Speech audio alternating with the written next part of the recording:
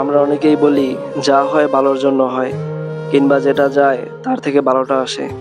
তবে সত্যি কি সবকিছু ভালোর জন্য হয়? সত্যি কি যেটা যায় তার থেকে কি ভালোটা আসে? যার বাবা কিংবা মা সদ্য দুনিয়া থেকে বিদায় হয়ে গেছেন, তার জন্য এর চেয়ে ভালোটা কি আসবে? কিংবা যার প্রিয়জন এই মুহূর্তে পরপারে পাড়ি জমিয়েছেন, তার জন্য আর কি ভালো কিছু আসতে পারে? একটু বলুন তো। এই মুহূর্তে যে মানুষটার সংসার ভেঙে গেছে, তার জন্য কি ভালো কিছু আসতে পারে? যে মা তার সন্তানকে হারিয়েছে, তার জন্য কি ভালো হয়েছে? যে মেয়েটা এই মুহূর্তে দোষিতা হয়েছে, তার জন্য কি ভালো হয়েছে?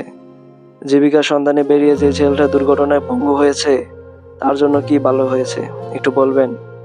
সবকিছু কি আসলে ভালোর জন্য হয়? আসলে যা হয়, যার সাথে যা ঘটে, সেই কষ্ট সেই ভালো বোঝে, অন্য কেউ না। মুখের বুলি সহজেই বের হয়, অনুভূতিটা ভুক্তভোগীরাই ভালো বোঝে। ধন্যবাদ সবাইকে।